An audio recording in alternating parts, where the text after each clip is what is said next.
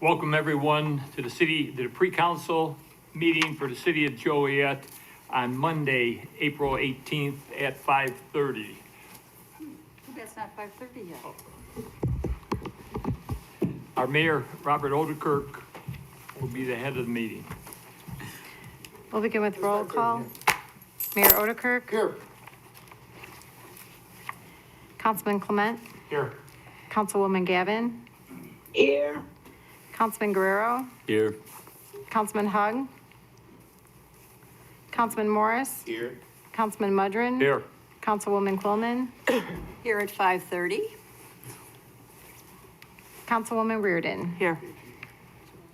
First on the agenda this evening is a presentation. The Alternative Water Source Program Update Presentation. Allison Swisher, Director of Public Utilities. I think your microphone's on. Turning it on now. Okay.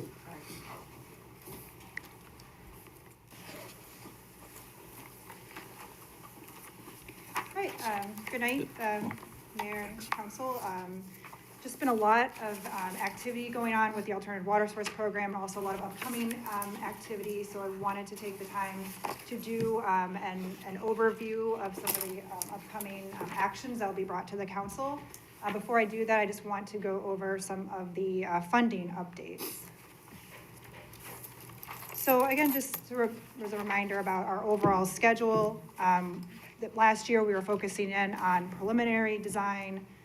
We had approved the contract with Stantec to begin the preliminary design process, which is continuing into 2022. We're also at this point ready to move into final design. And then we're still on track for construction to begin in 2024. So a lot of milestones have been achieved, such as our Lake Michigan allocation, the preliminary agreement to form the Water Commission, as well as a lot of our funding initiatives.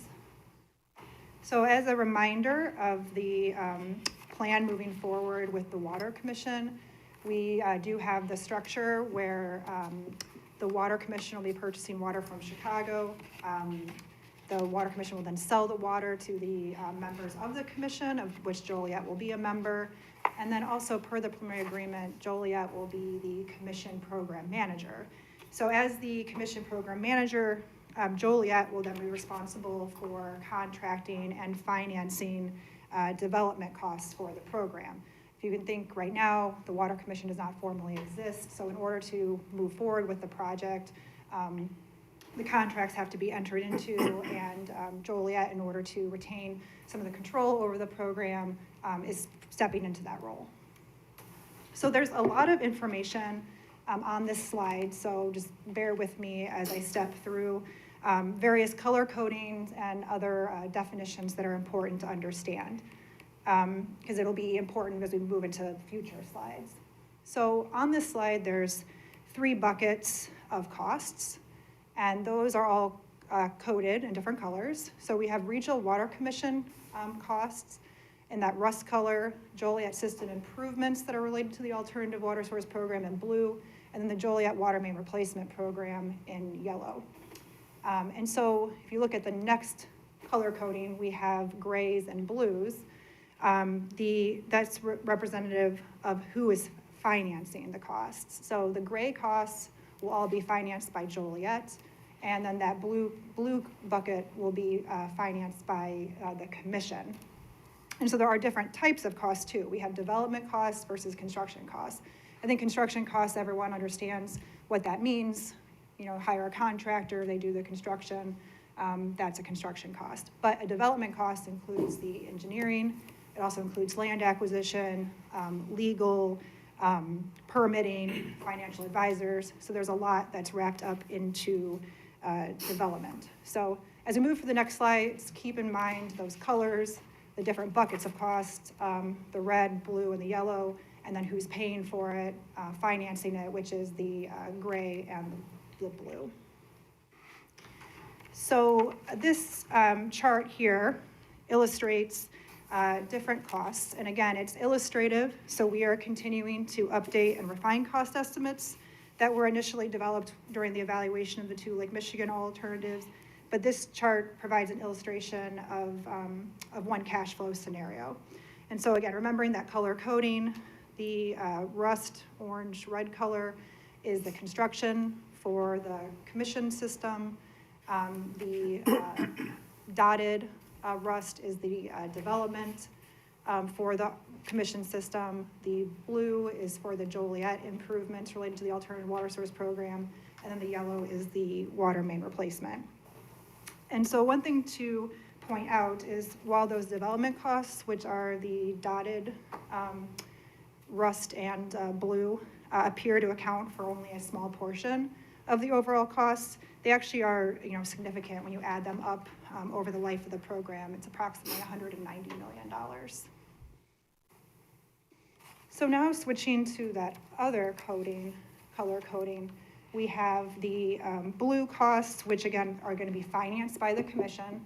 So we anticipate that next year, after the commission is formally formed and as an entity, that they will apply to, WIFIA, secure federal funds, secure state funds, and that'll all be financed with the commission being the borrower.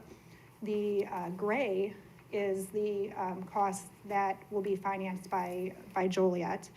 And again, they're not insignificant. It's the development costs for not only Joliet improvements, but the commission improvements, but also then the construction for the water main replacement. So I just want to do a quick reminder of what are the commission, what's the commission system, what are Joliet improvements, and then what, of course, is the water main replacement. So the commission improvements, this is everything that the commission will own, includes all of those capital improvements shown on this slide, the connection facilities in Chicago, the finished water transmission main, the intermediate pump station, standpipe, all of the SCADA, the controls that communicate back to Joliet area, the regional transmission main network, and then the mega crossing, we're calling it, the CalSag. So all those improvements, the commission will be financing the construction, but Joliet will be paying for the financing the development costs. And you might be asking yourself, if Joliet is financing development costs for the commission, how do we be made whole, for that contribution? And so this is showing how that will happen. This is, again, something that was memorialized in the preliminary agreement that all of the commission communities executed. And so what you can see is that, again, the way the costs are distributed is based on the maximum day demand.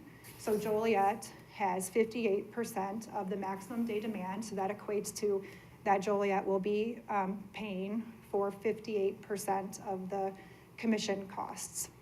And then, again, commission costs, when you do that allocation in 2020 dollars, then Joliet's 58% is $413 million. Escalate that to the time of construction, it's $508 million.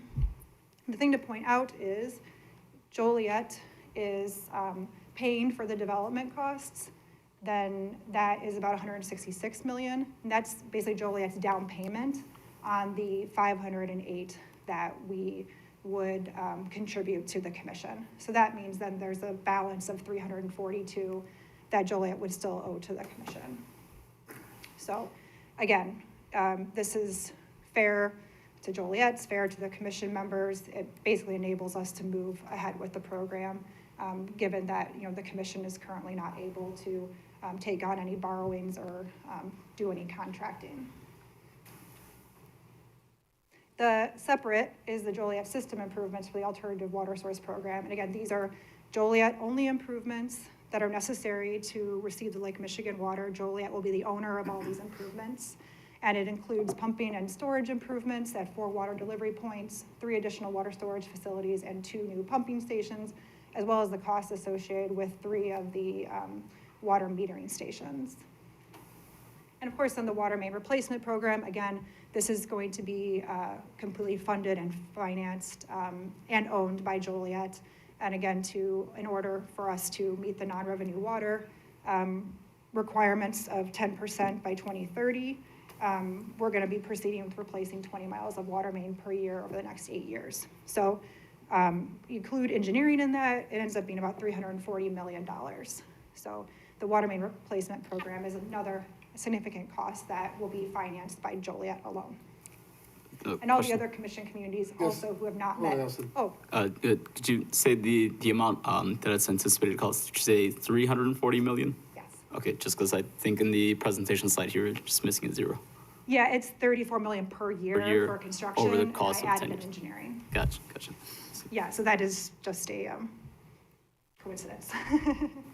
But yeah, and so all the other commission members who also have non-revenue water greater than 10% will also be embarking on non-revenue water reduction strategies, which may include water main replacement within their own communities.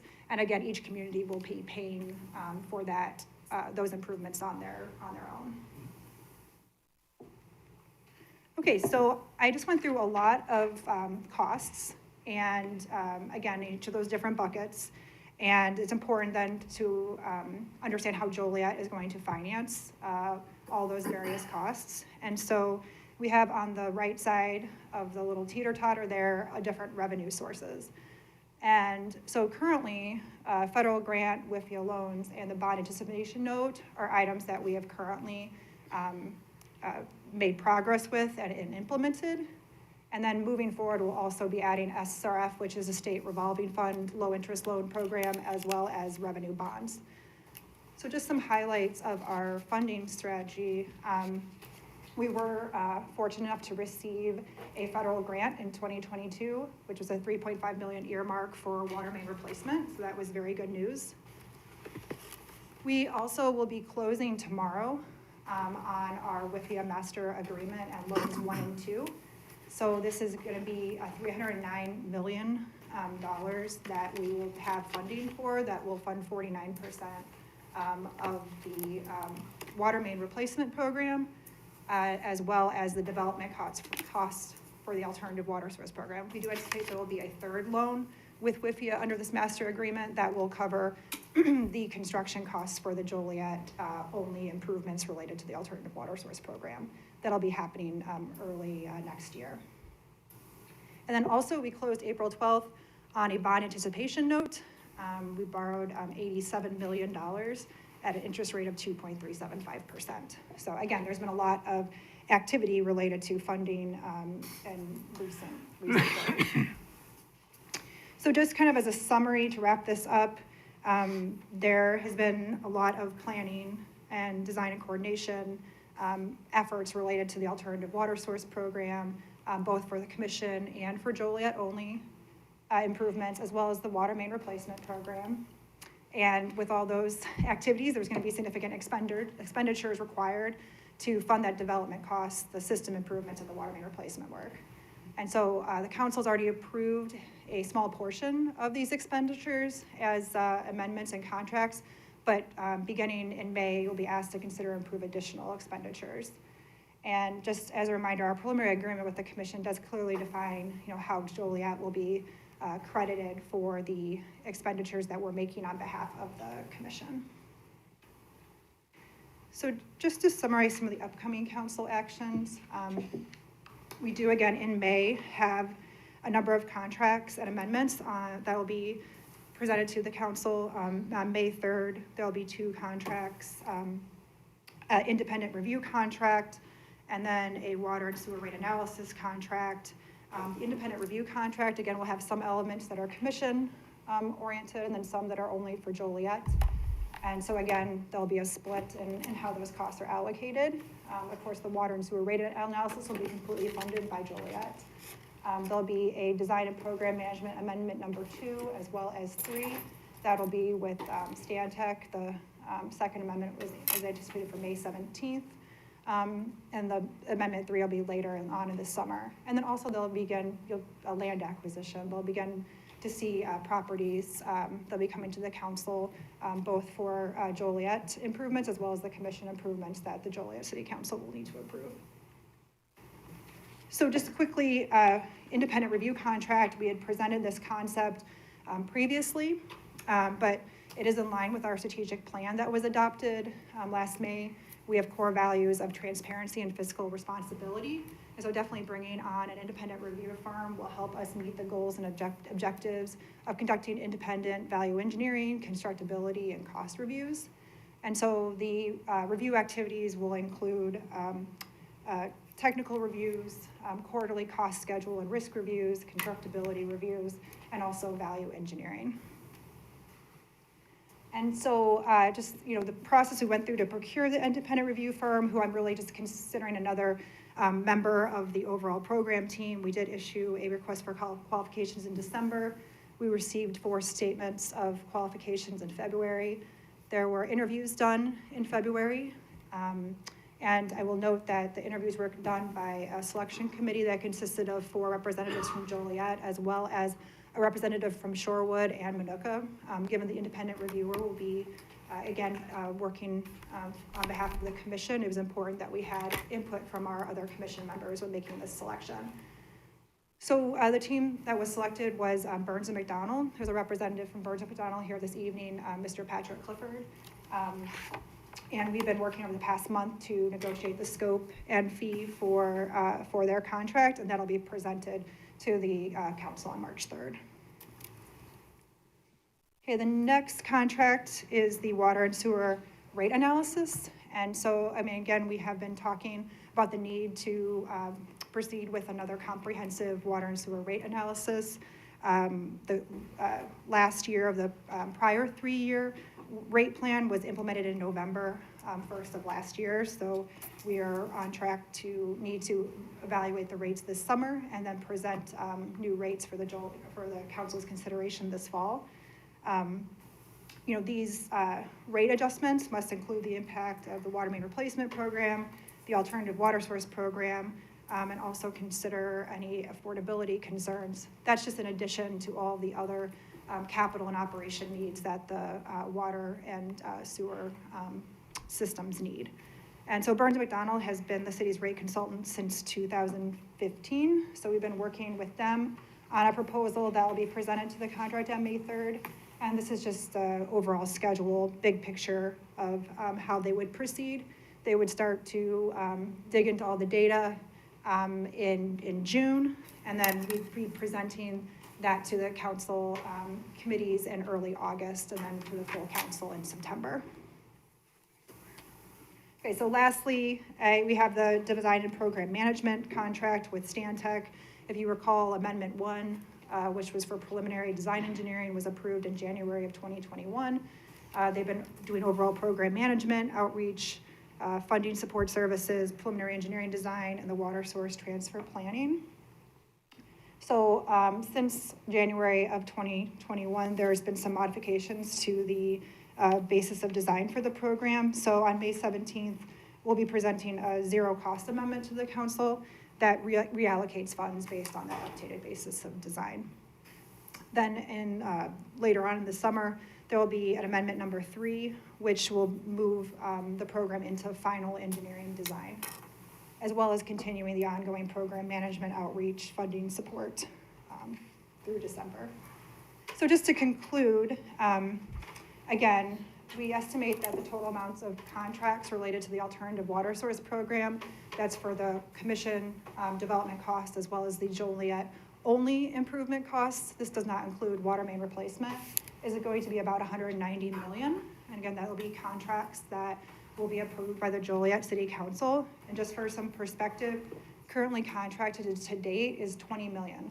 So there's significant expenditures in the next year that will be presented to the council for approval. And I just wanted to provide that information and see if there's any questions at this point. But without, first, I want to give one last plug for the Wyland National Mayor's Challenge. Joliet is currently ranked 5th. So we slipped a little in the standings. So hopefully anyone listening tonight can go to mywaterpledge.com, fill out a very brief 5-question survey, and you can be entered to win prizes, as well as just demonstrate your commitment to water conservation. Question? Yes.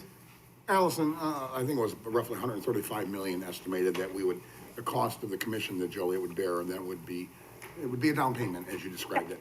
Is that going to be adjusted from old dollars to new dollars, or is that going to be dollar for dollar when we apply it? It'll be actual dollars spent. So that was, again, that chart But I we're had not was going to just reduce it illustrated. because it was old dollars from 10 years ago or 8 years ago. We're not going to increase it for the, Right, that's correct.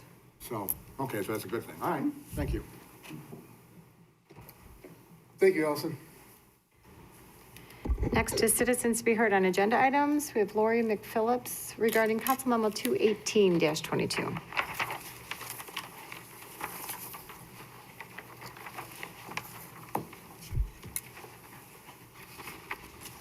Hi, I'm Lori McPhillips from Habitat, and I'm here to answer any questions you may have concerning our request to annex a piece of property into the city of Joliet.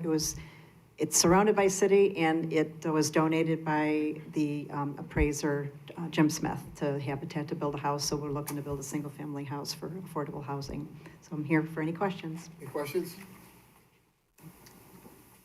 Thank you. Thank you. Is there anyone else that would like to speak on an agenda item this evening? Yes, how you doing?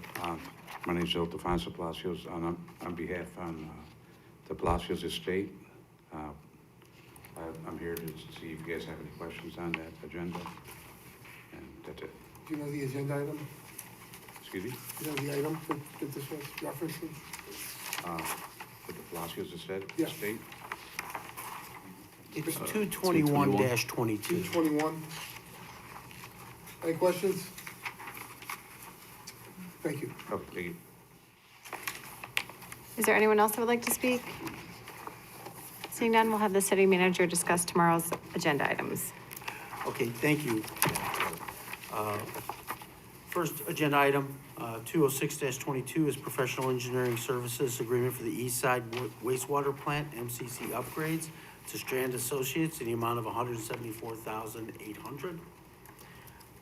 Agenda item 207-22 is an amendment number 1 for professional services agreement for the commercial water services GIS mapping project, contract 1 to Reuter Cantelli and Associates in the amount of $54,200. And again, this is to try to track down some water loss. 208-22, a change order number 4 for the 2021 sanitary sewer rehabilitation, and that's a reduction in the amount of $13,390.99. Agenda item 209-22, payment for emergency repairs for the Black Road Lift Station to Dom Mechanical Industries Incorporated in the amount of $40,285. License and permit applications, agenda item 211-22, which is the issuance of a Class B liquor license at 1527 North Rainer Street to Phil's Corner and Spirits and Gaming, and it's recommended that it be approved. Item 12-22, transfer of a liquor B license at 1008 North Hickory Street, Johnny's Incorporated, and that again is recommended for approval. 214-22 has been withdrawn by the request of the petitioner. 215-22, which is a resolution approving the annexation agreement for the 419 High Street, and again, that's for Habitat for Humanity. 216-22, resolution approving the annexation agreement of 46.2 acres located in the northeast corner of I-80 and I-55. This is part of the Culleton project as it continues to develop and put those parcels together. Ordinances and resolutions. Ordinance number would be 218-22, ordinance associated with the annexation of a 0.14 acre lot located at 419 High Street. This is the same lot as the Habitat for Humanity's lot. So this is the ordinance that would be adopted to allow that to happen. 219-22, ordinance approving the annexation of 46.2 acres located at the northeast corner of I-80 and I-55. Again, this is for the Culleton project, so it just mirrors the one that we had earlier. 220-22, ordinance associated with the Joliet Logistics Park subdivision, and that's for the ordinance approving the reapproval of the preliminary plot, in an ordinance of the final plot, and the ordinance approving the recording plot. And so it's also the execution of the development agreement. This contemplates that these folks will, when the North Point Bridge is closed loop bridge is available, they will be able to utilize that bridge. Question. Yes, It says here in the agreement with the attorneys that they have to use the closed loop session, or, closed loop. It was a condition when it does become available. And they have up until 2025 of June. That's the deadline. That's the deadline for For them? them to have the bridge operational. So what if they don't use it? What They happens? would not have to use the bridge. They don't have to? They wouldn't have to, no. What's our recourse here? That would be it. There would be no recourse. Because it says that the closed loop deadline will be extended for a period. So if it's extended, that means that they'll still have to use it. Well, we would, certainly hope that they would want to continue to use the closed loop bridge. We believe that they are not trying to, the spirit of the agreement, I believe that bears, and having spoke with these folks, that they're, they will comport with the spirit of the agreement. But if it's not built by 2025, then they're not obligated to use it in the future? That would be correct, Councilman. I can't hear you. That would be correct, Thank Councilman. you. Sorry. Jan, and also too. Yeah. The clock stops on that deadline if it's related to litigation, Okay. okay? I was So just reading them. that's the main thing that we're concerned about, right? That it draws out in litigation like it's been going on the Yeah, last couple right. of years. That then it extends based on, if the litigation causes and correct me if I'm wrong, Chris or Sabrina, that would extend, and I think that's the extension they're referring to, based on litigation. If it's based on the fact that there is no litigation and North Point just doesn't get the job done, that's the sundown, That's a sundown period. unless it's litigation. Pause. It doesn't say that here. It does if you read the entire agreement. Oh, I did. It says regardless of the actual duration of the delay. I'm reading it right here, the closed loop deadline. Means June 30th, 2025, provided however, if the entities responsible for the construction require an injunction, and then deadline will be extended for a period equal to the period of delay in the construction of the closed loop system actually caused by that injunction or other court orders, such extension not to exceed 1 year regardless of the actual duration of the delay. So that's a little I'm not a lawyer, but No, I it understand. doesn't sound right to me. So they have up to 1 year of a 1 year extension. But the extension only applies if there's litigation. Okay, If that delay is caused by some sort of litigation or a court injunction. okay. Does All that right, make sense? thank you. Okay.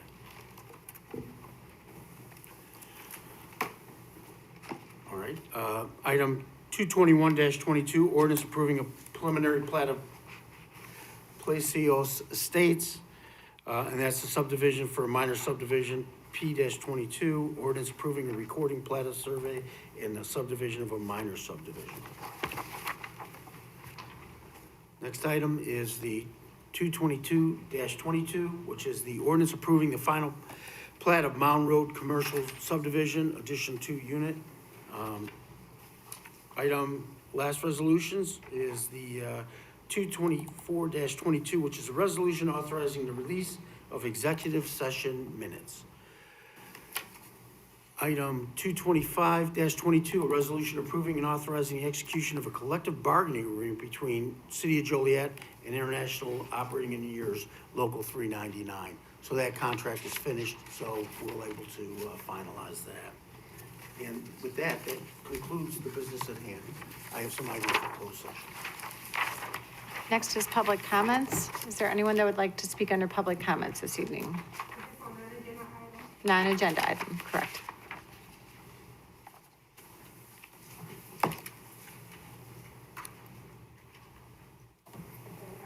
Okay, sure, please. Thank you.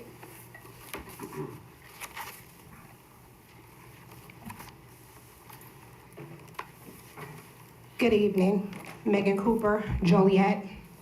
I'm here to speak today on the Cannabis Project at 400 Manhattan Road and Alessio Drive.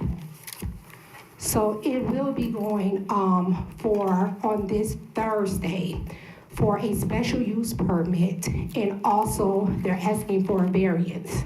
However, that meeting is at 2 o'clock. And at 4 o'clock, they're going for rezoning. And in according to the rules, And you cannot have a export special use permit for cannabis or even a variation of any sort on R2 zone property. And two of those parcels that they're asking for to be rezoned will not be actually heard until 4 o'clock. So I'm asking for the council or to have this pulled off the agenda because procedurally, it's just not right. So looking at the handout that I gave you guys, the first page is a 2020 aerial map on the left-hand side. This is from Will County GIS. On the right-hand side is a 2022 plat survey that the company submitted for their special use permit. You can see that there has been work done. And when we actually FOIA'd, there were no permits. Page 2. This shows an outline of the proposed development. And if you see at the bottom, it shows an approximation of their outline of the development to Sugar Creek. This is one of the only pictures that it actually shows the approximation of the Sugar Creek to the actual development, because on even their site plans and everything else, the creek is cut off. Page 3. So this right here is from the Will County GIS website on the left-hand side. Measuring from point to point, we end up getting approximately 581 feet. On the right-hand side is actually a site plan that was submitted, and using their own scale, we come up with approximately 607 feet. Look at the distance from where the creek is. The site plan doesn't even fit. Their concept plan doesn't even fit on the actual proposed lot according to the Will County GIS. Next page, please. This is a FEMA floodplain map. There is a Sugar Creek protection ordinance. And also, there is also ordinance for building in a flood hazardous area. Has anyone actually looked at this? Because according to their own development, their own site plan, this would lie right in the way of a floodplain, which is labeled as AE on the FEMA map. And also, has IDNR been contacted? The IEPA, according to the ordinances and procedurally, they have to be contacted and consulted because this is a floodplain and are planning on doing development on this area. Next page, please. The next page is a meeting that comes up, and it's on March 2nd. And the last time that I was down here, the city staff acted as if they had no clue to what was actually going on. Well, this was actually a memo that was sent out for a meeting with the City of Joliet Development Team on March 2nd. And if you can tell by the highlighted areas, 2 team members that was actually here that day at that meeting, Eva Marie Chopper and also Jim Caparelli, also was either invited and they received the information. Thank you. Thank you. Is there anyone else that would like to speak?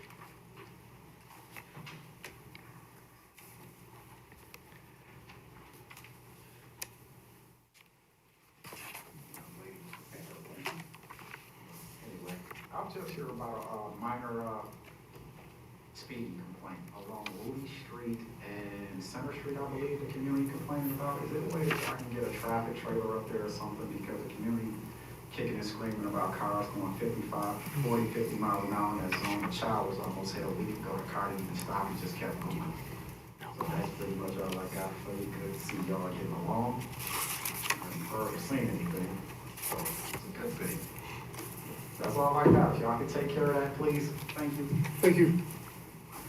Anyone else?